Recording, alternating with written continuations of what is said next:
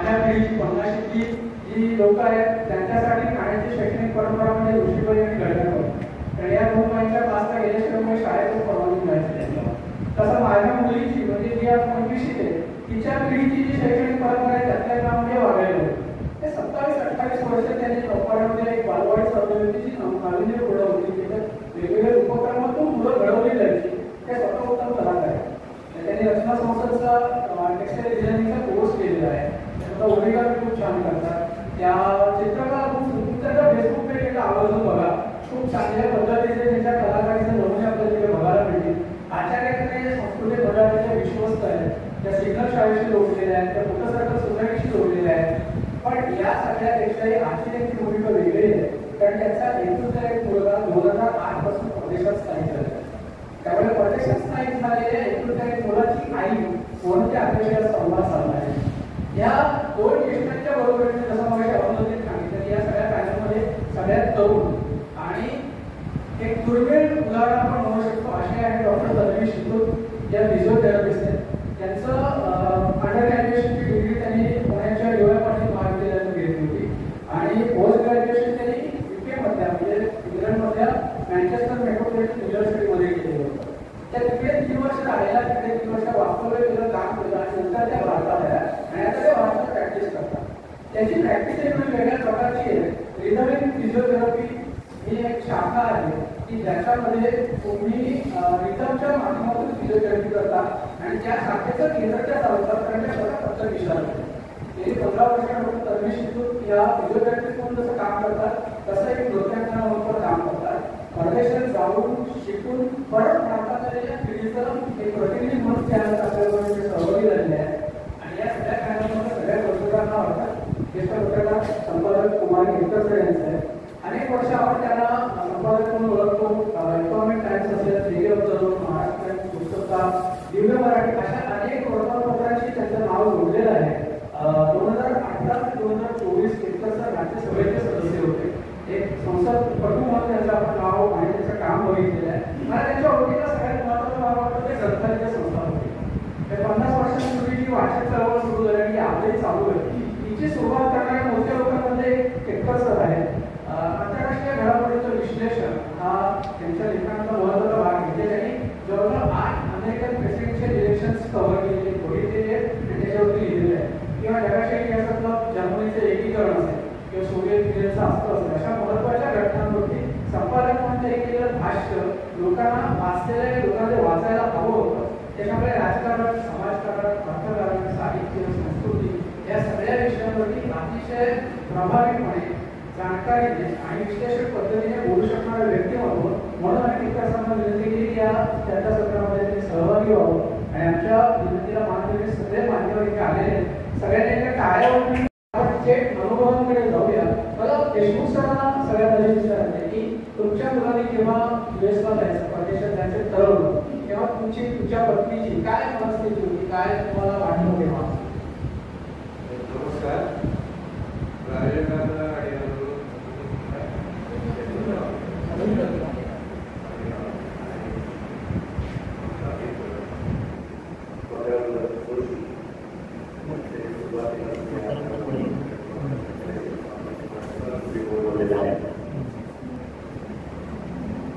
मला प्रश्न विचारलेला आहे की माझ्या मुलाने जेव्हा परदेशी जायचे ठरवलं तेव्हा माझी मानसिकता किंवा माझ्या पत्नीची मानसिकता काय होती? तुम्ही 80-85 नंतरचं एक महाराष्ट्रीय वातावरण लक्षात घ्या. त्याच्याबद्दल शिक्षणामध्ये विविध प्रकारचे बदल होत होते आणि आपण टेलिफोन बोर्ड असो, कॉम्प्युटर असो अशा प्रकारचे साधन असतो त्याच्यामध्ये नवनवीन अशा प्रकारच्या सुविधा प्राप्त होत होत्या. आणि दुसरं असं जो काही मध्यम वर्ग होता ज्याचं राजकारणाशी काही संबंध नव्हता अशा मध्यम वर्गाला आपल्या मुलांबद्दल, त्याच्या शिक्षणाबद्दल, त्याच्या करिअरबद्दल विलक्षण काळजी वाटत असते. आणि त्यातून मग मुलांचा कल कुठे आहे आणि एकूण त्याची अभिरुची काय आहे, आवड काय आहे पाहून आम्ही शोध घेत होतो. आपण एक चटकन लक्षात आलं की कॉम्प्युटरच्या माध्यमामध्ये या होते संधी प्राप्त होती, तेव्हा त्या दृष्टीने आम्ही मुलांना त्या क्षेत्रामध्ये प्रवेश घेण्याची संधी मिळवली. त्यावेळी मात्र ते परदेश गमन करतील, तिथे राहतील आणि आमच्यापासून दुरावतील अशा प्रकारचं कुठलंही मनात आलेलं नव्हता विचार. आणि आता असं जाणवलं की त्यावेळी जे जाणवलं नाही ते आता मात्र उत्कटपणे जाणवायला लागलेलं आहे. 80च्या दशकातलं एक सामाजिक वातावरण आणि कौटुंबिक वातावरण सांगितलं. वगैरे मला तुम्हाला विचारायचं की तुमचा मुलगा 2000च्या नंतर म्हणजे 2008 मध्ये परदेशात गेला, तर तुमची काय मानसिकता झाली होती तेव्हा? तुम्हाला काय वाटलं तेव्हा मुलाला परदेशात त्याची परवानगी देताना किंवा तो योजना ठरवताना की परदेशात जाऊन तुमचं शिक्षण घ्यायचं? खरं आम्ही तुमच्या दोघांची आभार आहे. मला याच्यातून चांगली पण खूप आता माझा मुलगा परदेशात गेला हा तर आमच्यासाठी पण धक्का होता, कारण मी रचनाची टेक्स्टाईल डिझायनर आणि साहित्यात पण दिलं आणि दुसरा टेक्स्टाईल कमर्शियल आर्टिस्ट.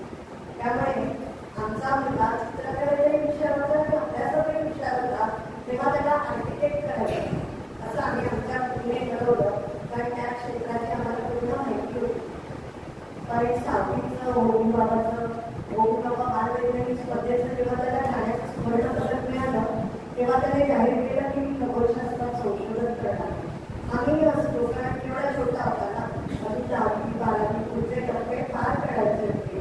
बरं होतं, पण प्रत्यक्षात 12वीला जेव्हा तेव्हा PCA-मध्ये 96, 94, 92 असे मार्क मिळाल्यानंतर आम्ही त्या आईवडिलांसर्व विचारलं की तू मेडिकलला जाणार की इंजिनिअरिंगला जाणार.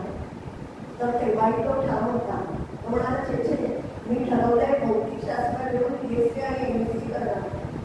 आता आम्ही आर्टिस्ट, आमच्यासाठी तेही शिक्षण उच्च होतं, कशाला नाही म्हणणार. त्यावेळी म्हटलं ठीक आहे. आणि BCA MSc झाल्यानंतर त्याने खगोलशास्त्रात आपल्या देशात पर्याय शोधायला सुरुवात केली. तर ही आहे गोष्ट 2007 सालची. आपल्याकडे त्यावेळी खगोलशास्त्र शाळेतही वेगळं शिकवलं जायचं नाही की कॉलेजातही तसा विषय नव्हता. त्यामुळे खूप शोधल्यावर असे काही पर्याय त्याला सापडले नाही आणि इंटरनेट आपल्याकडे आहेतच होतं, त्याने बाहेर शोधायला सुरुवात केली आणि अमेरिकेत त्याला तसे पर्याय सापडले. त्यासाठी GRE वगैरे त्याने परीक्षा दिली आणि 5 युनिव्हर्सिटीमध्ये अर्ज केला. केंटकी युनिव्हर्सिटीमधनं त्याला रिसर्च PhD बोलावलं आलं आणि आपली शिष्यवृत्ती आणि जगण्यासाठी नोकरीही त्याला मिळाली. आता इतर आईवडिलांसाठी आनंदाची गोष्ट आहे ना. असं झाल्यानंतर 5 वर्षाचा प्रश्न आहे. 5 वर्षांनी तो भारतात येईल, त्यामुळे नाही मिळायचा काही प्रश्नच नव्हता. आणि आम्ही ठरवलं होतं आर्किटेक्ट आणि तो केला संशोधनात. आनंदाची गोष्ट आहे ना, त्यामुळे आम्ही सहज परदेशात गेलो. हे 2 पालक त्यांचा अनुभव सांगितले. 85-90च्या दशकातला आहे, त्यानंतर 2000च्या काळातला. आपल्याकडे डॉक्टर तत्ती आहे की त्यानंतरच्या काळात परदेशात शिक्षणासाठी गेले. तर मला तन्वीला असं विचारलं आहे की परदेशात शिक्षणासाठी जायचं हा डिसिजन घेणं हे तुझ्यासाठी कसं घडलं आणि तेव्हा काय विचार करत होते? ते मोठीचा भाषा वेगळी, शिक्षण वेगळी किंवा तुम्ही आता सोडून कुठेतरी दुसऱ्या देशात जाऊन शिकायचं ही सगळी तुझी मानसिक प्रक्रिया काय झाली? नमस्कार मान्यवर आणि उपस्थित सर्वांना. खूप छान व्यासपीठ दिलं आहे. मी हे कसं निवडलं तर ही खूप मोठी प्रोसेस होती. इमोशनली पण आणि आईबापांसाठी हे खूप नवीन होतं, कारण मला नाही वाटत माझ्या घरी कोणी असं अब्रॉड गेलेलं शिकायला. त्यामुळे त्यांच्यासाठी हे काहीतरी नवीन होतं जे त्यांनी पहिले कधी बघितलं नव्हतं. जसं सर म्हणाले की मी ॲप्टिट्यूड टेस्ट दिलेले आहेत भरपूर आणि तर मी IELTS टॉफल सगळे दिलेले आहेत. पण जेव्हा जात होते खरं तर त्यावेळेला एक पोटात गोळा होता की पुढे काय होईल. नवीन कंट्री, न्यू कस्टम्स, ट्रेडिशन्स, नवीन लोक, त्यांना कल्चरल शॉक मिळेल तो ठीकच आहे.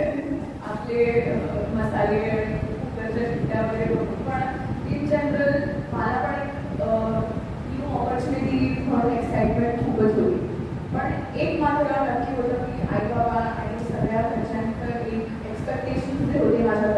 त्याचं एक थोडंसं दडपण आलेलं कुठे ना कुठेतरी पुढे जाऊन will I live up to it or will I not, की मी काही शिकीन की नाही शिकीन, किती घेऊ शकेन त्याच्यातलं, हे मात्र थोडीशी या भीतीने ती भीती मात्र नक्की होती. गेल्यानंतर ही जी काही भीती वाटत होती त्यातला काही अनुभव आले का नाही म्हणजे कसं झालं तिकडचं?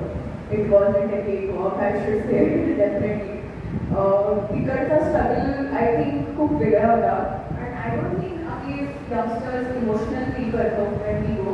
टू बी ऑनेस्ट आम्ही ओव्हरवेल्म फील करतो. इंटिमिडेटिंग सिच्युएशन्स असतात आमच्यासमोर, कारण आम्ही लोकांना भेटतो, कसं त्यांच्यासमोर आम्ही रिप्रेझेंट होऊ, त्याचं एक थोडंसं टेन्शन असतं. सो आय थिंक ते overwhelming situations Wien you overcome आणि जेव्हा तिकडे जातो तेव्हा तो एक रविकपूरचा डायलॉग असणार मी विरनाश आता दौडण्यास आला वगैरे पुन्हा नाही चालला, ते बॅकग्राऊंडमध्ये कुठे ना कुठेतरी नक्की चालत असतं. आणि तो प्रत्यक्षपणे या तरुण पिढीच्या डोक्यात फिरत असतो म्हणून ते तिकडे येऊ शकतात आणि तिकडच्या वेगळ्या भूमीमध्ये पाय होऊ शकतात आणि त्याची ठरवलेली गोष्ट पूर्ण करू शकतात. मला कुमार साहेबांना विचारते की ह्या तिन्ही पार्टाने सांगितलं त्यात एक धागा सवाल होता म्हणजे देशमुख सरमध्ये की सगळं नवीन येत होता, त्याच्यात काहीतरी केलं पाहिजे किंवा आपल्याला म्हणाले की खगोल शस्त्र आपल्याकडे शिकवलंच जात नाही, त्याला त्यात संशोधन करायचं होतं, तन्वीलाही वैद्यकीय याच्यात वेगळं करायचं होतं. म्हणजे प्रामुख्याने शाळेच्या काळात शिक्षण हा एक महत्त्वाचा हेतू दिसतो किंवा उद्देश दिसतो परदेशी जाण्याचा. मग आपल्या भारतातल्या शिक्षण व्यवस्थेत काही मोहिमा आहेत का की ज्याच्यामुळे तरुण पिढीला मोठ्या प्रमाणात परदेशात जावं लागतं? काही संधीची कमतरता आहे किंवा शैक्षणिक मॉडेलमध्ये काही दोष आहेत असं म्हणता येईल? आपल्याकडे शिक्षण व्यवस्थेमध्ये दोष आहेत किंवा किंवा आहेत असं म्हणण्याची सुरुवात तुम्ही केलं होतं.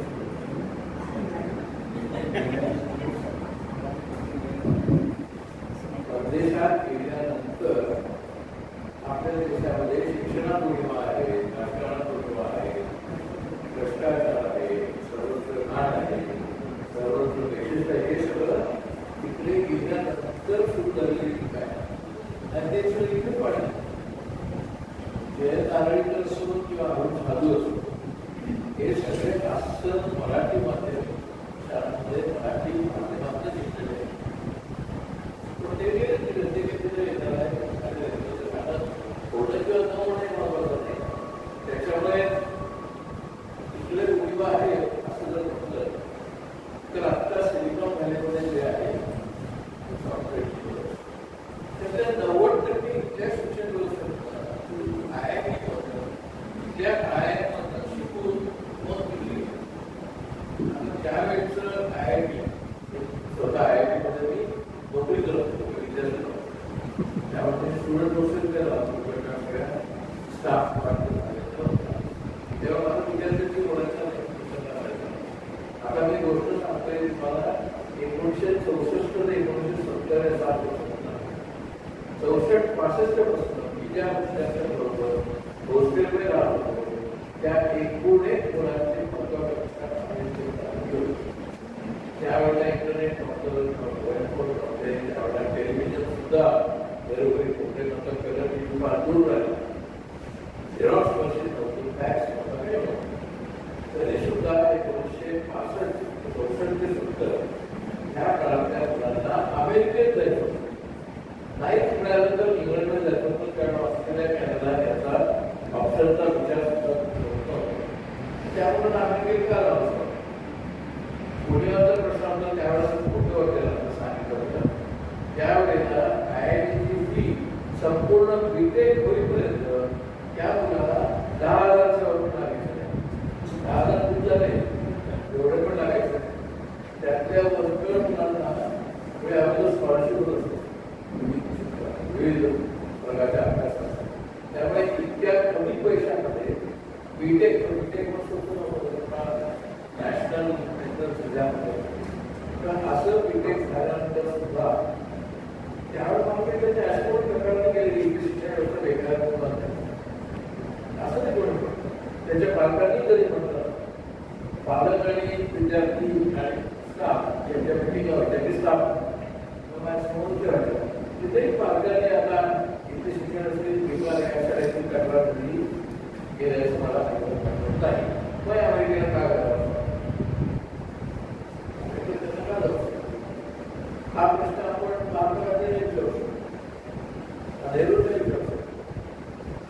पाहिजे तर आपले बॅरिस्टर विक्रम करण्यात आणि सगळे गेले गेला आहे.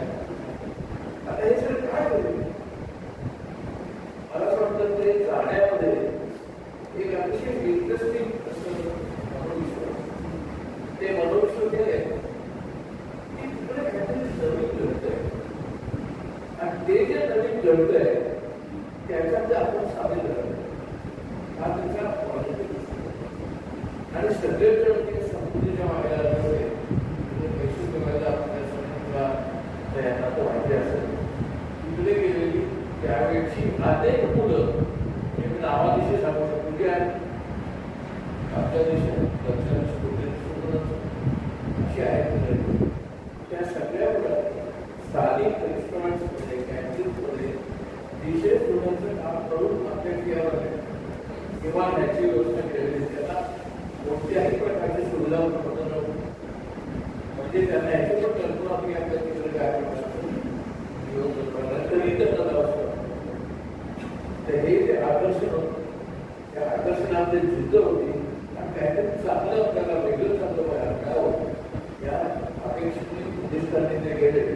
त्यामुळे ते तेव्हापासून पाहिलं त्यामुळे पहिल्या पिढीची 1960 ते 1970 1970 ते 1980 90 आणि नंतर ज्याला आपण Y2K जनरेशन ते आणि गेल्या 10 वर्षात यातल्या प्रत्येक तिकडे जाणाऱ्या मुलामध्ये किंवा त्यांच्या पालकांमध्ये आता प्रवृत्ती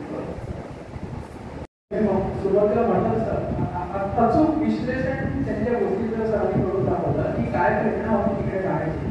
सर सांगत असताना मला एक गोष्ट आठवली म्हणजे या कार्यक्रमाच्या निमित्ताने अनेक जणांशी चर्चा केली. त्याच्यामध्ये एक नाव आहे डॉक्टर उज्ज्वला दळवी. तुम्ही त्यांच्याकडे सोन्याच्या डोळ्याचे रस्ते हे पुस्तक वाचलं असेल की त्यांचे पती स्वतः मेडलिस्टला जाऊन कसे आणि काम केलं. उज्ज्वला देवीची मी चर्चा केली तर सरांनी जे सांगितलं तेच त्यांनी मला सांगितलं त्या 70च्या पुढे त्यामुळे की आमचं मेडिकलचं फायनल इयर कम्प्लीट होत असताना आमच्या बहुसंख्य बॅचमेट्सने अमेरिकेला त्याची तयारी केलेली होती आणि ती संख्या इतकी होती की त्या सगळ्यांनी मिळून एक विमान भरवलं. हे अख्खा विमान बुक केल्यासारखं बुक करून ते सगळे लोक अमेरिकेत गेले आणि सरांनी पुढे सांगितलं की ही मला सांगितलं की ती जी सगळी पिढी तेव्हा गेली 60च्या दशकाच्या शेवटी त्या लोकांना तिकडे प्रचंड स्ट्रगल करावं लागलं. त्या लोकांना तिकडे प्रचंड झगडावं लागलं तिथल्या सगळ्या गोष्टींची मिळतं करून घेण्यासाठी. पण त्यामध्ये त्याचे त्यांना फायदेही मिळाले. जसं सुरुवातीला पोचणाऱ्या लोकांना जास्त वाटा मिळतो तसं त्यांचं आर्थिक बाबतीतही झालं. ते सुरुवातीच्या काळात गेले त्यांना तो आर्थिक समृद्धीचा मोठा भाग मिळाला. त्यामुळे आज जी पिढी जाते अमेरिकेमध्ये त्यांची अवस्था आणि भारतातल्या लोकांची फायनान्शियल अवस्था हा फक्त डॉलर आणि रुपीपुरता फरक असतो. अदरवाईज ते भारतात मध्यमवर्गीय असतात तसेच ते अमेरिकेतले मध्यमवर्गीयच असतात. अमेरिकेत गेले ते अतिश्रीमंत होऊच शकत.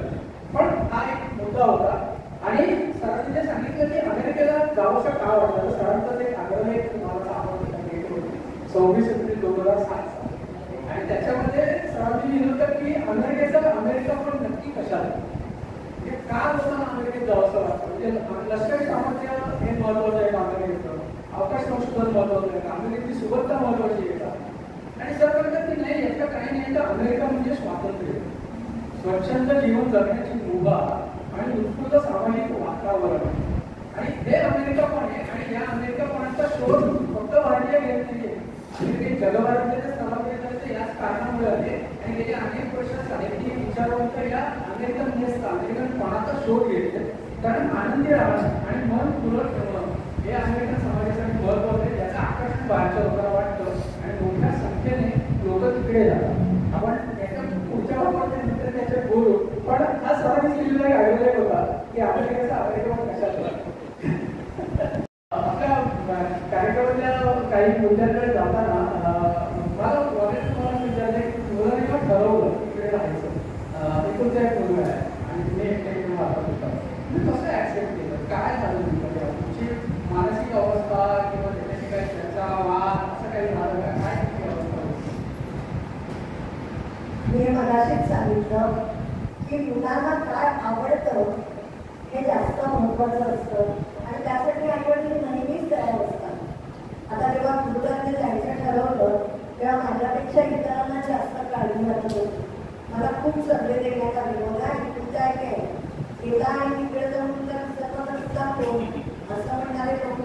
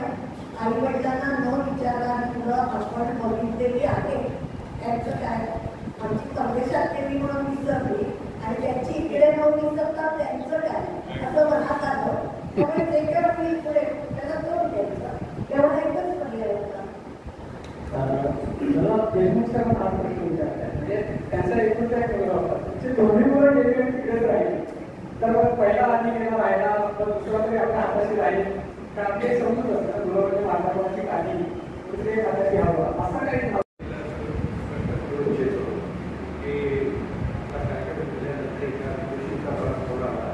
आणि त्यांनी मला विचारलं की तुमची मुलं पैसा कमवणे कसं घेतली, पैसा हे प्रलोभन होतं, तर त्याचं उत्तर हीच नव्हते. पैसा हेच प्रलोभन होतं आणि असतं.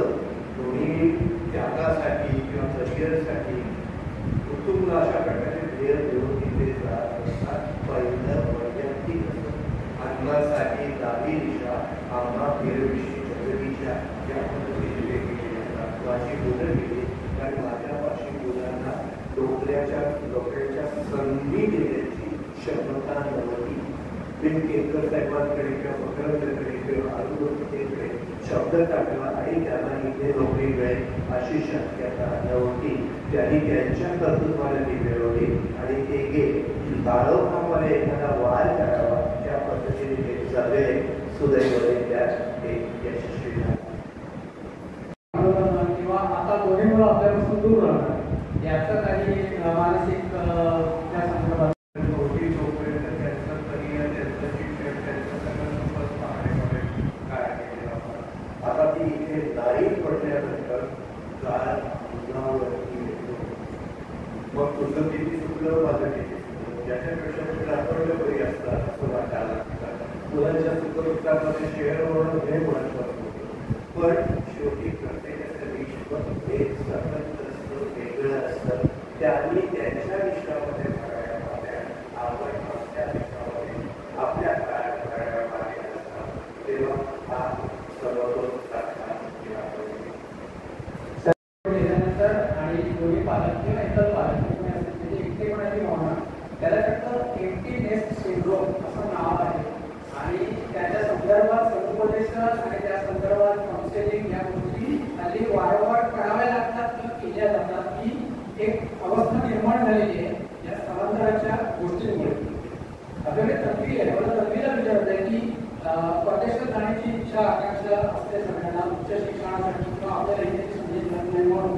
आणि मग तिथे गेल्यानंतर त्यांनी सांगितलं तसं तिकडचं वगैरे आर्थिक स्तर, तिकडचं जर आहे म्हणा, तिकडचं समाज म्हणा, ते सगळं बघितलं त्याचं वाटतं की आपण इथंच स्थायिक होऊया. तुझ्यासाठी परत फार कमी असतं. तर मला त्याच्यामागचं तुझं काय नेमका विचार होता आणि इकडे शिकल्यानंतर परत याची इच्छा कशामुळे झाली आणि ते का तो म्हणणार नाही ते सांग. परत येण्याचा डिसिजन हा असा नव्हता की ओव्हरनाईट झालेला. Of course I have thought about it. मला खूप ऑब्झर्वेशन्स देखील तिकडे बघितले. जसं सर म्हणाले की आपल्या इकडच्या एज्युकेशन सिस्टममध्ये आपल्याला आतापर्यंत सगळं स्पून फीड केलेलं असतं. पण when you go there you realize काही गोष्टी स्पून फीड केलेल्या चांगल्या असतात आपल्याला जास्त बेटर क्लॅरिटीसाठी. तर तिकडचं आणि त्या एज्युकेशन सिस्टममध्ये मला खूप फरक जाणवला. ऑफकोर्स मी खूप शिकले, खूप डिफरन्सेस आपल्या माइंडमध्ये आपण कम्पेअर करतो लगेच. तर हे मात्र नक्की जाणवलं की 3 रियालिटी चेक्स. वन म्हणजे की ऑफकोर्स मला इकडचं जे लाईफस्टाईल होतं, फ्रीडम होता, तो मी इथे पण मला मिळतच होता. ऑफकोर्स होरायझन चेंजेस म्हणजे आता एक खूप फेमस मध्ये रिलीज झालेली राज ठाकरे सरांची, जेव्हा ते म्हणाले की आजकालची पिढी जेव्हा बाहेर जाते त्यांना पीस नसतो, त्यामुळे त्यांची क्रिएटिव्हिटी मरते. कुठे ना कुठेतरी ते बरोबर आहे. पण आता ते सब्जेक्टिव्ह आहे की मला माझी क्रिएटिव्हिटी, मला माझ्या लोकांबरोबर एकत्र बसून संध्याकाळी म्हणजे पूर्ण झाल्यानंतर एक आपण काय केलं, मी काय केलं, फ्रेंड सर्कलमध्ये थॉट्स जेव्हा आपण शेअर करतो, ते झाल्याने मला वाटतं माझी क्रिएटिव्हिटी वाढते. त्यामुळे मला असं वाटलं की तो एक फॅक्टर तिकडे मिसिंग होता. खूप थंडी, आय वॉज इन UK, त्यामुळे थंडी थंडीनेस सिंड्रोम फक्त आईबाबांनाच नसतो तर आम्हाला देखील असतो तिकडे. बिकॉज ॲट द एंड तिकडे कोणीच नसतं आणि त्यात ती जी थंडी असते ती खायला होती कधी ना कधीतरी. ते मात्र होतं.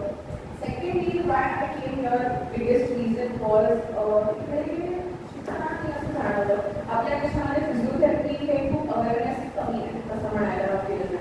इकडे फिजिओथेरपीमध्ये खूप व्हेरिएशन्स आहेत. म्हणजे म्हणजे आता आपल्याकडे परफॉर्मिंग आर्ट्स आपल्याकडे स्पोर्ट्स फिजिओथेरपी आहे, तसं आपल्या भारतामध्ये परफॉर्मिंग आर्ट्स फिजिओथेरपी किंवा त्यांच्यासाठी एक होलिस्टिक केअर करणारी एक ब्रांच नाही आहे. त्यामुळे तिकडे रिसर्च करताना मला हे नक्की जाणवलं की आपल्या भारतामध्ये इंडियन क्लासिकल डान्सर, मी एक कथक विचारत आहे, मी म्हणजे माझी नृत्यशैली आहे तिला खूप घट्ट धरून असते. त्यामुळे मला असं वाटतं की माझ्या कुठल्या कुठेतरी रूट्स इंडियाला टेक होते इतके वर्ष कथक केल्यामुळे. दुसरं म्हणजे मला ती रिसर्च गॅप फील करायची होती. You can say one way of giving it back to the country, or let's just say मी जे केलं त्याच्यासाठी. तर ती रिसर्च गॅप फील करणं माझ्यासाठी थोडंसं इम्पॉर्टंट होतं. मी आता सध्या काम ते पण करते, ते रिसर्च आपल्या इंडियन क्लासिकल डान्सर्स आणि परफॉर्मिंग आर्ट्स, इन्स्ट्रुमेंट प्लेयर्स झाले, सगळे थिएटर ॲक्टर्स झाले, सगळे जे बॉडीचे डिमांड्स वेगळे वेगळे असतात ते पण एका वेमध्ये ॲथलीट्सच असतात. त्यामुळे फक्त ती रिसर्च गॅप फील करण्याच्या एका उद्देशाने मी इकडे आले की इंडियामध्ये of course I went to learn and then I came back to India. Of course that was the plan. त्यामुळे just I made sure I stick to it. मला एकच माझ्या मुलाचा अनुभव मला सांगायचा आहे की इंटरस्टेलर मीडियम विषय घेऊन तो क्रिकेट करून इकडे आला. 6 महिने त्याने खूप शोधलो, त्याला काहीही मिळालं नाही. मग परत परदेशात शोधलं आलं. त्यामुळे युनिव्हर्सिटी ऑफ पॅरिस साऊथला तो परत गेला 3 वर्षासाठी त्यांच्या बोलावणं आल्यामुळे. इकडनं तो परत आला, परत भारतात शोधायला लागला आणि त्याला असं सेंट झेवियर्समध्ये त्याच्या प्रोफेसरनी सांगितलं की राजरत्ना फेलोशिपच्या अंडर DIFR एक सीट आहे, तिकडे तू जाण्याचा प्रयत्न करत आणि आईबरोबर राहायला मिळणार म्हणून 1/4 पगारावर तो तिकडे गेला. आणि पण काय झालं, त्याला राजरत्ना फेलोशिप होती त्यामुळे त्याचं सगळं सहज होतं. पण तिकडे आजूबाजूला जी माणसं होती, त्याचे जे मित्र झालेले होते, तर तो सतत तुलना करत होता बाहेरचा देश आणि आपला देश. म्हणजे मला माहिती आहे तुम्ही सहमत आहात की नाही, पण तो त्यावेळी असं सांगायचा की आपल्याकडे नोकरी देखील खूप राजकारण आहे. हा अमक्याचा माणूस, तो तमक्याचा माणूस, आणि तो ज्याचा माणूस असेल ना, त्याचा बॉस जर ती नोकरी सोडून गेला किंवा इतर ठिकाणी त्याची बदली झाली तर त्या माणसाला नीट ट्रीटमेंट मिळत नाही. हा अनुभव त्याने स्वतः त्याच्या मित्रांचा तिकडचा बघितला होता. त्यामुळे त्याला असं वाटायला लागलं की परदेशात असं काही नसतं, म्हणजे त्याचा तिकडचा अनुभव जास्त छान होता. तसंच इतक्या तुझ्या पगारात भरपूर वेळ म्हणजे त्याच्याकडे काम करून घेतलं जातं असंही त्याला जाणवलं आणि म्हणून परत एकदा तो अमेरिकेला गेला. मला असं आहे की जसं देशमुख सरांनी सांगितलं की तिकडे जाण्याचं कारण जे असतं ते आर्थिक उन्नती हे असतं आणि ते लोकांना काही करता नाही, आणि ते मला भारी करतात. पण तिथे गेल्यामुळे जे काही आर्थिक परिणाम होत राहतात आपल्या देशाच्या अर्थव्यवस्थेवरती किंवा आपल्या देशावरती, त्याच्याकडे आपण बघायला म्हणजे एक आठवड्यापूर्वी असं सांगले की 2022 मध्ये परदेशातल्या भारतीयांनी भारताकडे 111 अब्ज डॉलर्सपेक्षा अधिक पैसे पाठवले. हे इतक्या मोठ्या प्रमाणावरती परकीय चलन आपल्या देशाला मिळालं. त्यामुळे अर्थव्यवस्थेला आधार द्यायचं काम हे लोक तिकडे राहून करतात का, असं आपण एक विचार करू शकतो का या गोष्टीचा. तर महत्त्वाचा विचार आहे की हे जे आर्थिक परिणाम असतात परदेशात जाऊन राहणाऱ्या लोकांच्यामुळे बदलणारे आर्थिक गणित असतात, किंवा आणखी एक दुसरा भाग बघायला मिळतो जो सांस्कृतिक बाबतीत मोठ्या प्रमाणात बघायला मिळतो. म्हणजे आपण जसं नेहमी म्हणतो की अरे काय ते मुंबईतून बाहेरचे लोक येतात आणि त्यांचे सण उत्सव करतात. आपली लोक विचारपासून किंवा गणपती साजरा करतात तेव्हा तिकडची लोक त्यात नजरेने बघत असते का, की आपण म्हणतो की मराठी संस्कृती तिकडे जपते, पण त्या लोकांसाठी काय असतं म्हणजे सांस्कृतिक भिन्नता आणि आर्थिक सुबत्ता या 2 गोष्टींचे भारतातल्या समाजावरती काय परिणाम होताना दिसतात.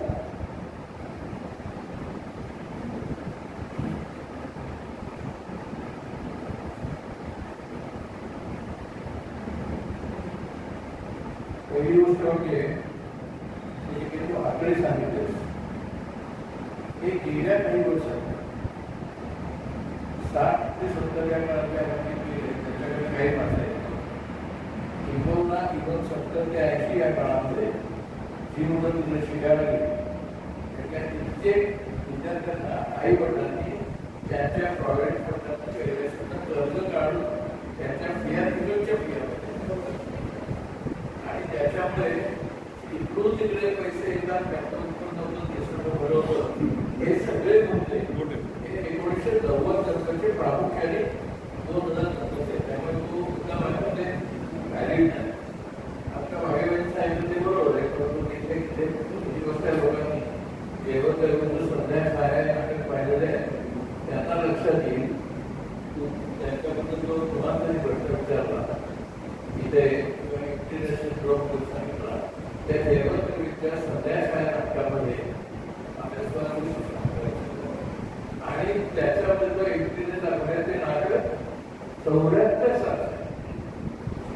74 साली ज्यावेळेला मोबाईल फोन नव्हते आणि व्हिडिओ प्लॉट वगैरे जास्तच नव्हता त्यावेळेला त्यांनी त्या नाटकामध्ये व्हिडिओ प्लॉट दाखवलेला आहे. म्हणजे भविष्यवेधी नाटक आहे असं म्हणता येईल आणि तो एकटीने चित्रून त्यातनं पूर्णपणे आलेला आहे. ही जी तिथे गेली पुढे ती काही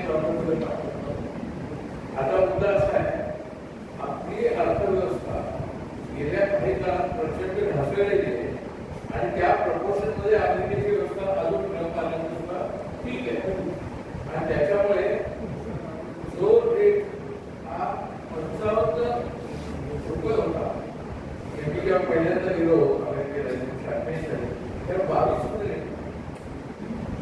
एका डॉलरला 22 रुपये होता. नंतर 27 2014 पर्यंत तो 55-60 रुपये होता आणि आता जवळ 90 रुपये आहे. त्यामुळे त्यांनी तिथून $10 पाठवले तिथे 900 रुपये होता. त्यामुळे तिकडे जेवढा डॉलर त्यापेक्षा रुपये पडेल तेवढं भारताला मजा असते. त्यामुळे डॉलर आणि रुपी रिलेशनशिप ही जर इकॉनॉमीला निगेटिव्ह आहे पण व्यक्तिगत कुटुंबाला काय दिसत आणि त्यामुळे इकॉनॉमीचा पण विचार करताना त्या नाही. त्यामुळे तो मुद्दा मला पटलेला की तो डेटा व्हॅलिड त्यातलाच उपमुद्दा असा संबंधात की आपण ज्यावेळेला अमेरिका म्हणतो तर सुरुवात केली 110 देशांमध्ये लोक आहेत. आता आपण म्हणजे मादागास्करमध्ये बऱ्याच भाषांबद्दल किंवा भारताबद्दल चर्चा करत नाही. फार जर केलीच तर दक्षिण आफ्रिका साऊथ आफ्रिकेमध्ये थोडीफार केन्या थोडी चर्चा होते. परंतु आफ्रिकेमध्ये जे 38 देश आहेत त्यातल्या त्या देशांमध्ये युगांडामध्ये कोण आहे आपण काही ओळख नाही. ते बोलतात कोण फक्त गुजराती व्यापारी तर आफ्रिकेमध्ये मोठ्या प्रमाणात गुजराती व्यापारी त्यामुळे ते बरोबर बोलतात. त्यामुळे हे जे सगळे संबंध आहेत ना सर्व भारतीयांची अमेरिकेबद्दलची प्रतिमा अशी एक नाही. त्यामुळे सर्व कुटुंबांची प्रतिमा एक नाही. त्या सर्व कुटुंबांकडनं आपल्याला येणारा परदेशी चलनाचा कोड हाही एक नाही. माहिती आपल्याला दुबई मिळणारे जे पैसे आहेत त्याच्यापेक्षा थोडे जास्त आहेत ते एवढेच आहेत पण त्याच्याबद्दल आपण करू शकतो. कारण दुबई आणि गल्फमध्ये गेले लोक जे आहेत ते समुद्राखाली डायव्ह करून तिथे काम करणारे मजूर आहेत. पैसे उत्तम आहे पण ते कामाचा दर्जा सिलिकॉन व्हॅलीचा नाही. तो न्यूयॉर्क वॉशिंग्टनचा तो बाहेर त्याला स्टेटस नाही. तुम्ही दुबईमध्ये आहात तो असेल पण ते शॉपिंग मॉल्स असतात. तुम्ही सिलिकॉन व्हॅलीमध्ये असले तर ते स्टेटस आहे तिथे पगार कमी असेल त्याच्यापेक्षा जास्त आहे. त्यामुळे मला असं वाटतं की असा एकूण जनरलाइज स्टेटमेंट हे करणं अतिशय मुख्याचं आहे. आपल्याकडे सुद्धा इथल्या कोणत्याही व्यक्तीला त्यांनी जर शेजारी कार्यक्रम जर शेजारी त्या साहित्याने मला मुलगा लोक त्याचे अभिनंदन करतात. मग ज्या त्यांना कळेल तो त्यावेळेला ते काय तो टेक्स्टाईल जाणाऱ्यामध्ये नवीन टेक्स्टाईल त्याने त्याला बोलावले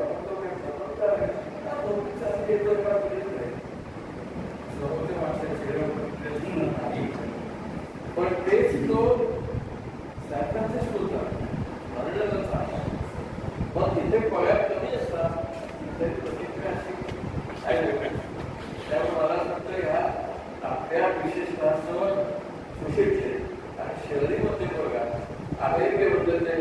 अस्तित्व आहे त्यातनं निर्माण झालेली जी पर्सेंटेज आहे त्यामुळे ती पर्सेंटेज रिअलिटीमध्ये प्रत्येक कुटुंबात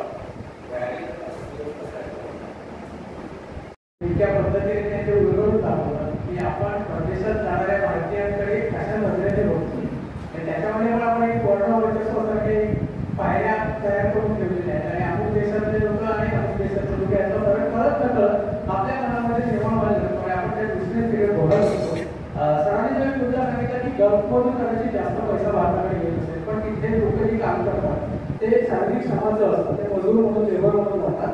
त्याचा एक वेगळा या संदर्भातला रिसर्च नेटवरती करत असताना लक्षात आलं की त्याच्यामुळे एक वेगळा तुटवडा भारतातल्या काही राज्यांमध्ये निर्माण झालेला बघायला मिळतो आणि तो म्हणजे छोटं जे काम असतं, प्लंबर असेल, इलेक्ट्रिशियन असेल किंवा आणखी काही छोटी कामं असतात, सुतार कामं, ते करणाऱ्या लोकांचा तुटवडा निर्माण त्याच्या राज्यात झाला आहे. कारण तिथले हे सगळे अनस्किल्ड वर्कर्स दुसऱ्या देशामध्ये गेलेले जिकडे त्यांना जास्त पैसा मिळतो.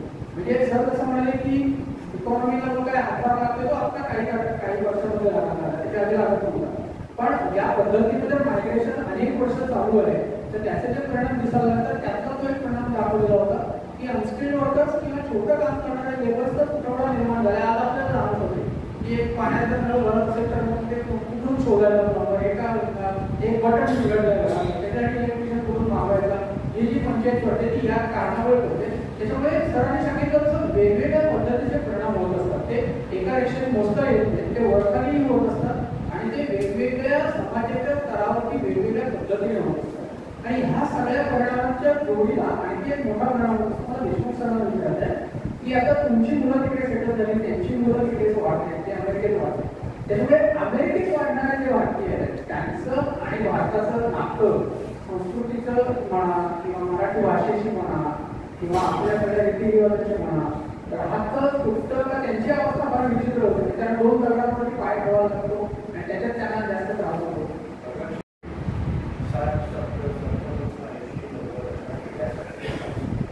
त्या काळामध्ये म्हणजे 70-72-75 दरम्यान जे लोक गेले त्यांनी आपली मंडळ सुरू केली.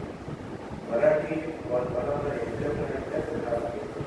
एकता सारखं त्रैमासिक त्यांनी चालू केलं. सुरुवातीला ते वास्तविक स्वरूपाचं होतं, नंतर ते मागून घेणार असं इथल्या लेखकाला उत्तेजन देतात. तिथे एक अशा प्रकारचं अमेरिकेमध्ये असलेल्या मराठी भाषकांचं मागणी साहित्यिक सांस्कृतिक असतात हे वातावरण निर्माण होतात आणि त्याचा चांगला परिणाम झाला. एक म्हणजे पुण्याच्या एका संस्कृतीकडचं ते मराठी पुस्तकं मिळवली आणि शनिवार रविवारच्या दरम्यान आपल्या मुलाला मराठी कसं येईल हे पहा. म्हणजे तिथे हा देखील प्रकार चालू आहे. आपल्याकडून एखादी सुरुवाई जर नृत्य शिकून गेलेली असेल पुस्तकाची तर 100 क्लास काढले आणि मग ते मराठी पालक असतात किंवा भारतीय पालक असतात ते आपल्या मुलीला पियानो यावा नृत्याला घालतात, चित्रकलेचे या पद्धतीने इतकंच नव्हे ते इथे गणपती येतात तेव्हा तिथे देखील गणपतीला आलेले असतात. म्हणजे गोकुळाष्टमीला तिथे देखील गणपतीचे आयडल लोकांना घेतलं फिरत असतात. तेव्हा आपलं कल्चर ती पिढी जपत असते, देत असते, पुढच्या पिढीमध्ये संक्रांत होईल हे पाहत असते. पण तुम्हाला सांगतो की हे हळूहळू कमी होत जातं आणि भारताबद्दलचं आपलं प्रेम किंवा आपल्या भारताबद्दल किंवा संस्कृतीबद्दल किंवा माध्यमाबद्दल त्यांच्या मुलं परदेशात 18 वर्षांपेक्षा अधिक काळ साहित्य आणि त्यांची नातवंड परदेशात वाचते आणि या माणसाची मेन आपल्या मराठी साहित्य संस्कृतीची घट्ट जोडलेली आहे अशा व्यक्तीचं निरीक्षण निरीक्षणाला एक वजन आणि त्याने तो प्रवास ते बघते त्याच्या पद्धतीने तो प्रवास तिकडच्या कुटुंबातला सुरू झालेला आहे आणि तो थोडासा अपरिहार्य असेल म्हणत आहे. या सगळ्या विषयाचा धांडोळा घेताना आम्हाला 2 पुस्तकांची पण मदत झाली. एक त्याचे जैसे म्हणजे की माझी 45 पुस्तक आहेत माझ्या दुसऱ्या मुलाच्या पंथामध्ये अशी भारी लागली आणि त्याच्याकडे जेव्हा मित्र येतात की माझ्या मुलांची पुस्तकं आपली मागणी येतात आणि काय बरोबर ही तुझ्या वडिलांनी लिहिलेली येतात असं ते विचारतात. पण माझ्या पुस्तकाची वाचलेली असतील का? सरांचा शेवटचा प्रश्न पहिला प्रश्न होता तो एक दिशा दाखवणारा प्रश्न होता असं म्हणेल. कारण जसं सांगितलं होतं की सुरुवातीच्या काळात महाराष्ट्र मंडळाने हे सगळं झालं ते इतक्या पद्धतीने झालं की तुम्ही जर कालमेडीच्या साठवाकरांची एक मुलाखत होती त्याच्यातही दिलं होतं की सुरुवातीला कालमेडीची एक भारतीय होती ज्याची वेगवेगळ्या भाषांमध्ये त्यांना अमेरिकेतल्या आणि युरोपमधल्या मराठी लोकांनी सांगितलं की वेळेचा जो फरक आहे त्याच्यामुळे संकष्टीचा जो चंद्रोदय आहे ती आजच्याकडची वेळ वेगळी आहे. तर त्यानंतर कालमेडीची वेळच एडिशन सुरू झाली अमेरिकेच्या बाबतीत सुरू झाली की त्याच्यामध्ये अमेरिकेच्या चंद्र म्हणजे या काळापर्यंत लोक जात होते पण ते किती काळ चालणार ते किती पिढ्या चालणार नाही प्रश्न आहे त्याचा. मी सांगत होतो की या सगळ्या चर्चेसाठी मुद्दे गोळा करताना 2 पुस्तकं मला चाळावीशी वाटण्याची चाळली आहे. आपण वेळेकरांनी केलेलं आहे फॉर हिअर टू गो या नावाचं की जे 2004 साली आलेलं पुस्तक होतं आणि त्याच्यामध्ये त्यांनी 1965 नंतरच्या 10 वर्षात अमेरिकेत जे लोक स्थायिक झाले त्यांच्या वेगवेगळ्या लोकांच्या मुलाखती घेतल्या आणि त्यांचे सगळे अनुभव स्थायिकपणाचा संघर्ष स्थायिक झाल्यानंतरची सुबत्ता आणि मातृभूमीपासून कुठले पण वाटताय का कुटुंबापासून वेगळे पण वाटताय का या सगळ्या संदर्भातली चर्चा त्या पुस्तकात आहे. ते पुस्तक जरी त्या पिढीचं असलं तरी तो एक आरसा आहे की कशा पद्धतीने हा स्थलांतरितांचा प्रवास तिकडे सुरू झालेला होता ते सांगणारा. आणि त्यानंतरचं एक पुस्तक आहे निलिमा गोरवणकरांचं जे 2011 मध्ये आलेलं आहे आम्ही मायदेशी मुलं सुरदेशी या नावाचं. आणि ते पुस्तक जे आहे त्याच्यामध्ये त्या भारतातल्या जवळजवळ 200-250 पालकांना भेटले की ज्यांची मुलं परदेशामध्ये आहेत आणि पालक इथे आहेत आणि त्या पालकांशी त्यांनी त्यांच्या वेगवेगळ्या गोष्टींबद्दल चर्चा केली पालकांशी त्यांनी वेगवेगळ्या गोष्टी मांडल्या. त्या 2 पुस्तकात एक समान दुवा आहे आणि त्या 2 पुस्तकातल्या समान दुवा तो म्हणजे डॉक्टर श्रीनिवास नायडू आहे. तुम्ही हे नाव ऐकलेलं असेल की ही स्त्रीची इच्छा आहे तर पुस्तक वाचलेलं असेल आणि ते आता अमेरिकेचे काँग्रेसमन आहेत अमेरिकेचे खासदार आहेत 2 वेळा निवडून गेलेले. तर त्यांनी या दोन्ही पुस्तकांसाठी महत्वाची भूमिका बजावली अर्थसहाय्य केलं कारण ते स्वतः त्याच प्रवासातून गेलेले आहेत. आज ते अमेरिकेत स्थायिक आहेत आज त्यांची मुलं अमेरिकेत स्थायिक झालेले आहेत पण ते भारतात नियमित येतात भारताशी जोडलेले आणि आता ते अमेरिकेच्या राजकारणातील आहेत. हा सगळा प्रवास या 2 पुस्तकातून अधिक नेमकेपणाने तुमच्यासमोर येऊ शकतो. त्याचा एक पैलू मला वाटेकरांना विचारायचा आहे की ठीक आहे म्हणजे एम्प्टीनेस सिंड्रोम वगैरे सगळं चर्चा होते मग एकटेपणा वाटतो मुलं नाही पण असे पण पालक आहेत ना की जे त्यांचं स्वतःचं इथलं आयुष्य खूप सुंदर पद्धतीने जगत असतात. तुमच्या स्वतःच्या अनुभवातून सांगा ना कसं ते खरं सांगायचं मी तर त्या बाबतीत अगदी लकी आहे. सुदैवाने निरोग म्हणजे डायबिटीज ब्लड प्रेशर असं काही नसल्यामुळे हल्ली तो प्रॉब्लेम जरा जास्त असतो लोकांना त्यामुळे मी एकदम मस्त आहे.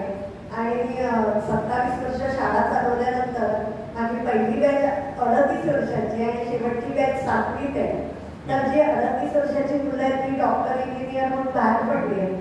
रस्त्यात भेटल्यावर अजूनही म्हणतात की बागेबाई काही लागलं ना तर हात मारा बरं आम्हाला. तेव्हा इतकं भरून येतं आणि इतकं बरं वाटतं की नाही आपण एकटे नाही आहोत. आमचा आत्रेकट्टा आहे गेली 25 वर्ष आम्ही आत्रेकट्टा चालवतोय. तर आत्रेकट्ट्यावर कुठल्या वक्त्याला बोलवायचं विषय काय ठेवायचा आणि कार्यक्रम कसा पाडायचा हे सुद्धा मनाला एक मस्त मोटिवेशन असतं. तसंच आर्टिस्ट असल्यामुळे करोनामध्ये काय करायचं म्हणून मी चित्रकला शिकले आणि आता मी सगळ्या मीडियामध्ये पेंटिंग करते म्हणजे अगदी ऑइल पेंटिंग म्हणा वॉटर कलर पेंटिंग म्हणा तो माझा एक मस्त छंद झालेला आहे. कंटाळा की चित्र काढायचं त्याच्यासारखं छंद नाही ते मेडिटेशनही एक प्रकारचं. तर त्यामुळे मला बाबा कधी एकटं वाटत नाही. डॉक्टर आनंद नाडकर्णी डॉक्टर शुभदा ठोके यांनी 60च्या वर्षांचं मनस्वास्थ्य कसं नीट राहावं यासाठी सप्तसोपांसारखी ऍक्टिव्हिटी सुरू केलेली आहे आणि माझ्या बऱ्याच मैत्रिणी इकडे बसलेल्या आहेत. तर आम्ही सगळे तिकडे जातो समोरच फक्त मैत्रिणीच नाही मित्रही येतात आम्हाला. तिकडे आम्ही संस्कृत जर्मन सारख्या भाषा नव्याने शिकतोय. सगळ्या प्रकारच्या कला आम्हाला शिकवल्या जातात. आपलं मानसिक स्वास्थ्य कसं नीट ठेवावं 85 वर्षाच्या शुभदातन ते अजूनही येऊन आम्हाला शिकवतात की तुमचं मनस्वास्थ्य कसं नीट राहतो. तसंच म्हणजे हे तर आहेच पण आम्ही समवयस्क मंडळी सगळे रोज एकमेकांना भेटतो. एकमेकांचे इतके जवळ घट्ट आले की कोणाला बरं नसेल तर एकमेकांची विचारपूस करतो. किती ज्येष्ठ नागरिक संघ आहेत ठाण्यामध्ये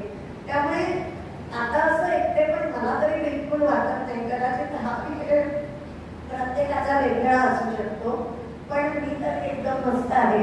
कंटाळा आला की स्कूटरवर बसलं आणि आलंय पेटीमधून. तसा माझा वेळ तरी मस्त जातो.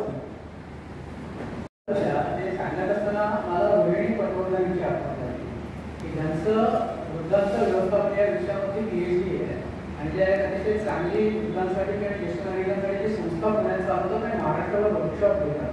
त्यांनी त्यांचे एक मुलाखत आम्ही केली. त्याच्यात त्यांनी सांगितलं होतं की मुलं परदेशात आहेत का नाही हा भागच नाहीये. सगळ्या सिनियर सिटीजनची स्वतःची एक वेगळी सपोर्ट सिस्टीम तयार करायला हवी की जी तुम्हाला आधार देणार आहे. त्या कसं म्हणाले ना की माझे विद्यार्थी भेटतात आणि सांगतात काय हक्काने लागलं तर सांगा. तर त्यांना विद्यार्थी चांगली गोष्ट आहे. त्यांचे विद्यार्थी आहेत पण मला विद्यार्थी नसतील तरी मी एक सपोर्ट सिस्टीम तयार करायला पाहिजे कारण तिची आज गरज झालेली आहे.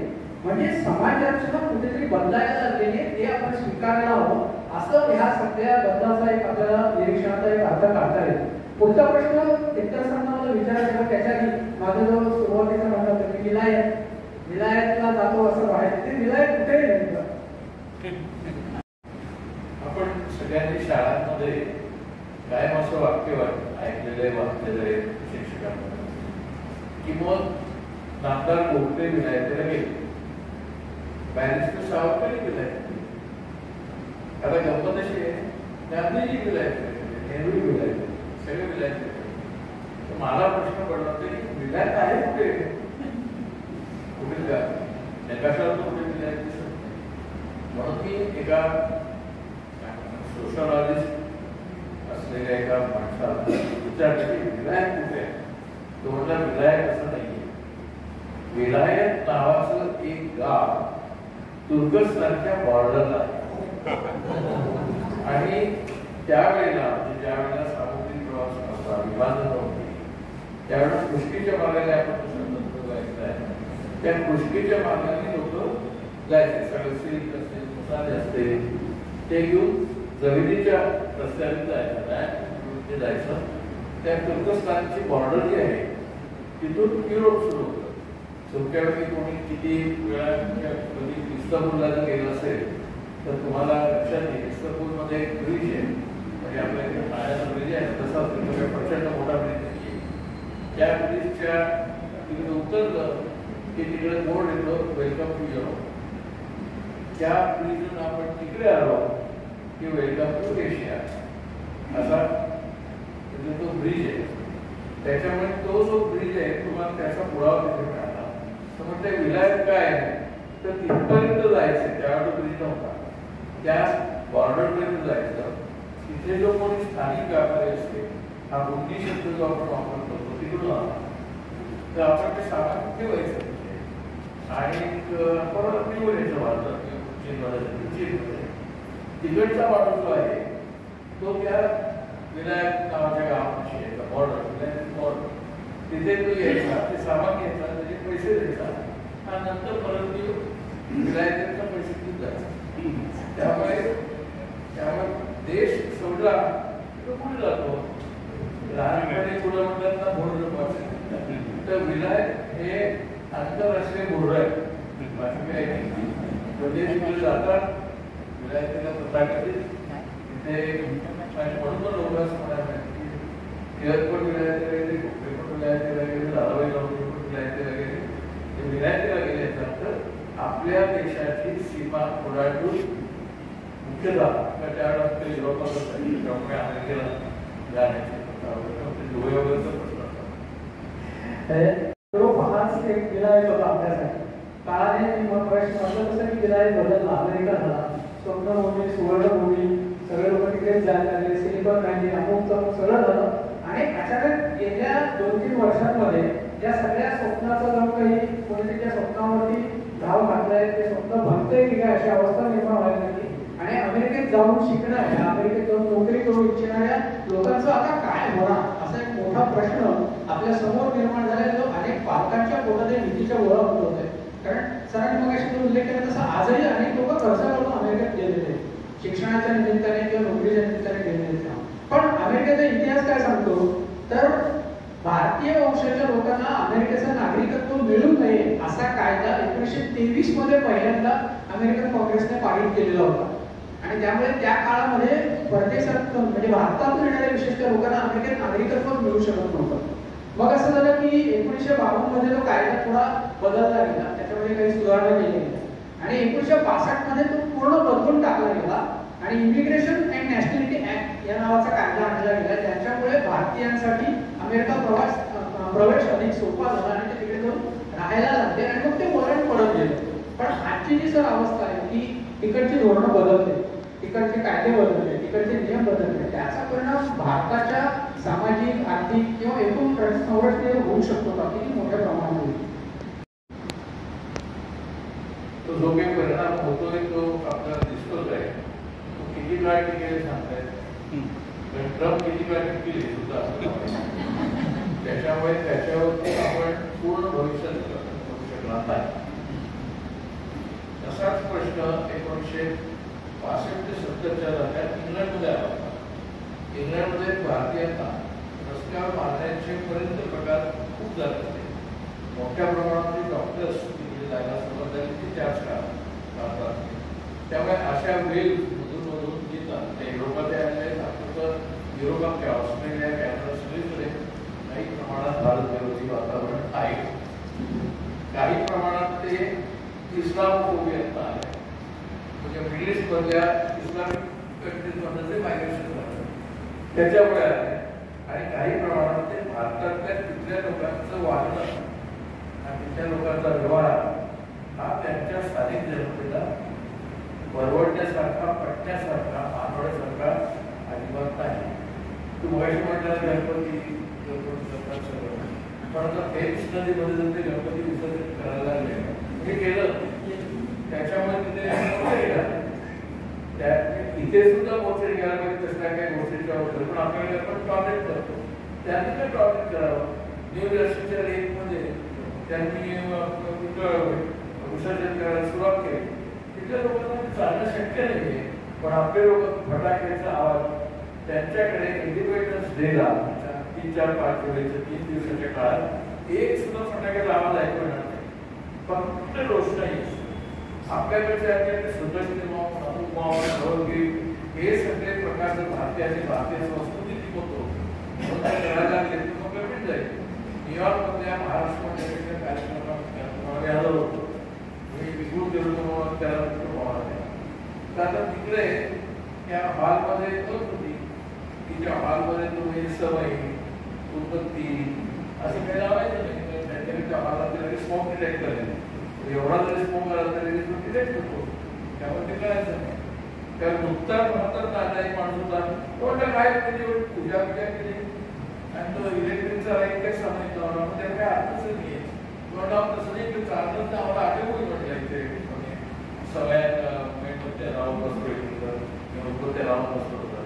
आता हे जर व्यापक प्रमाणात लोक करायला लागले, काही लोकांना माहिती असेल इंग्लंडमध्ये, साऊथ बर्मिंगहॅममध्ये किंवा अमेरिकेमध्ये, न्यू जर्सीमध्ये काही ठिकाणी बर्डच्या काही भागात इतके भारतीय आहेत की तिथल्या सर्व गुजराती दुकानदार जे आहेत त्यांचे बोर्ड गुजराती आहेत. कारण काही डॉक्टर्स आहेत त्यांचे नावाच्या नेमकेच ते गुजरातीमध्ये लावलेले आहेत. हे ठीक आहे, सगळं त्यांनी त्यांच्या ठेवले, पण त्याच्या निमित्ताने त्यांनी जो व्यवहार ते इकडे करतात आणि धर्मात जर रस्त्यावर करायला लागला, इकडे चालू शकतो सगळे रस्ते ब्लॉक करून. आपण सगळे रस्ते गणपतीला, नवरात्राला, दिवाळीमध्ये, लग्नांचे कडे आपल्याला किती लग्नामुळे रस्ते ब्लॉक करतात. हे याला जर भारतीय संस्कृती म्हणायचं असेल तर ते अजिबात योग्य नाही. मोठमोठाल्या हत्या करायच्या मोठाले आणि त्या झावळ्या वापर हे बरोबर नाहीये. हे भारतीयांना अजून कळलेच नाही. त्याचा आमची संस्कृती आणि आपला सामाजिक व्यवहार किंवा सांस्कृतिक व्यवहार यातला फरक कळत नाही. त्यामुळे लोकांचा जो भारतीयांवरती राग आहे तो भारतीय संस्कृतीवरचा नाहीच आहे. कारण आपण ज्याला भारतीय संस्कृती म्हणतो ती नाहीच आहे, की भारतीय संस्कृती नाही. याची काही ठराविक विशिष्ट ब्राह्मण काय आहे, मंगळागौरी, सत्यनारायण हेच करत असतात. ते तिकडे करायला लागलं. त्यामुळे मला वाटतं की आता जो तू म्हणतो परिणाम काय होईल तर भारतीयांविरुद्धची भावना की आपल्या तिथल्या सामाजिक वर्तनावरती आलेली आपल्या वागण्याने आपल्या एक्सपर्टीज त्यांना माहिती आहे. आपले लोक किती कॉम्पिटंट आहेत त्यांना माहिती आहे. काही प्रमाणात अमेरिकेतल्या लोकांना त्यांचे लोक एवढे कॉम्पिटंट नाहीत हे पण माहिती. इंडियन्स आर मोर कॉम्पिटंट हे माहिती आहे, पण ते are competent to behave like stupid too काय. तू राहिले नाहीस, तू परत आले नाहीस, मान्य आहे, वेगळं उदाहरण. पण जी तुझी जनरेशन आहे ती प्रामुख्याने तिकडे राहते, तिथे स्थायिक होते, तर त्या जनरेशनचा ओव्हरऑल दृष्टिकोन काय असतो, म्हणजे ते खूप डिटॅच असतात फॅमिली पासून किंवा इथल्या वातावरणापासून, किंवा त्यांना ह्या सगळ्या गोष्टींची फार ते प्रॅक्टिकली बघतात की ठीक आहे आई वडिलांनी मला वाढवलं शिकवलं, ठीक आहे आता पण मी आले ना परदेशात, मी हवं तर त्यांना पैसे वाटेल, झालं माझं काम, असा काही दृष्टिकोन असतो. म्हणजे प्रॅक्टिकल अप्रोच आहे त्यांचा, त्यांचा आणखी काही वेगळा विचार असतो, काय नेमकी त्यांची त्याच्या मागची मानसिकता असते. खरं तर जेव्हा आमची पिढी बाहेरच्या देशात जाते तेव्हा मला असं वाटतं की खूप प्रमाणात शिकतो ते तर एक आहेच, पण एक कम्युनिटी जी आपण बनवतो तिकडे, त्यामुळे मला असं वाटतं की कम्युनिटी आपण कुठे ना कुठेतरी जी इकडे आपण बनवतो ती तिकडे शोधायचा प्रयत्न करतो. माझा एक दृष्टिकोन पर्सनली बघायला गेलं की तिकडे सगळे राहिली वगैरे हा एक दृष्टिकोन झालाच, पण मला असं वाटतं की यंगस्टर्स जे तिकडे सध्या राहत आहेत ते एक न्यूरोकेमिकली आपण जर विचार केला ना तर एक डोपामिन ॲड्रिनालिनच्या शोधात आहे. सो आमची जनरेशन वी चेज ॲड्रिनालिन, म्हणजे फास्ट नॉवेल्टी झाली, इनोव्हेशन झालं, न्यू चॅलेंजेस झाले, ॲड्रिनालिन इज रिस्पॉन्सिबल फॉर दॅट. त्यामुळे आम्हाला नवीन लोकांना नवीन संध्या जेव्हा मिळतात तेव्हा असं वाटतं की ती ॲड्रिनालिन किक जे म्हणतो ना आपण ती मिळते आम्हाला. पण तसं बघायला गेलं तर काही लोक अशा पण आहेत जे ऑक्सिटोसिनला चेस करतात. तर ऑक्सिटोसिन म्हणजे काय, it is a bonding chemical. म्हणजे आपण जेव्हा हसतो, आपण एका इव्हेंटमध्ये आहोत किंवा मील शेअर करतोय, हसतोय एकमेकांकडे, तेव्हा आपल्या बॉन्डिंग वाढते, एक केमिकल रिलीज होतो आपल्या ब्रेनमध्ये, त्याचं नाव आहे oxytocin.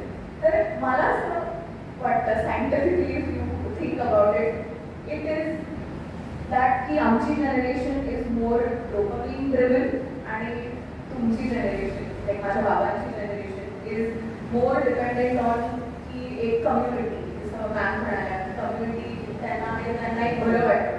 So sense of belonging, bonding जिकडे येतं.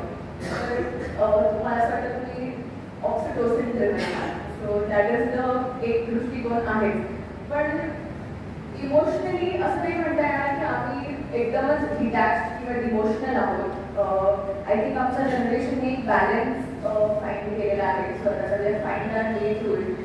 सो ऑफकोर्स आम्हाला असं नाही वाटत की आम्ही कुठल्या लेवलवरती डिटॅच किंवा डिमोशनल आहोत. आम्हाला नक्कीच आम्ही पाठी राहिलेल्या आई बाबा म्हणा किंवा फ्रेंड्स ह्या सगळ्यांचाही विचार येतो की आर लोकी there. Of course we have to call in such situation, पण एक बॅलन्स आम्हाला ठेवता येतो. त्यामुळे तो एक दृष्टिकोन बदलला आहे आणि इमोशनली थोडेसे एफिशियंट झालेलो आहोत in that way. New challenges, कारण आपल्या एन्व्हायरमेंटचे तुमच्या वेळेचे कॉम्पिटिशन आणि आमच्या वेळेचे कॉम्पिटिशन त्याच्यामध्ये डिफरन्स आहे. त्यामुळे टू मॅच दॅट लेवल कुठे ना कुठेतरी आम्हाला असं वाटतं we trying to balance that situation. माहिती नाही किती चांगलं करतं, पण we trying to have that balance. Medical professional केले त्यांच्या परिभाषेमध्ये सांगायचा प्रयत्न केला की त्यांच्या जनरेशनची विचार करण्याची प्रवृत्ती काय आहे आणि त्यांच्या मागच्या जनरेशनची काय आहे.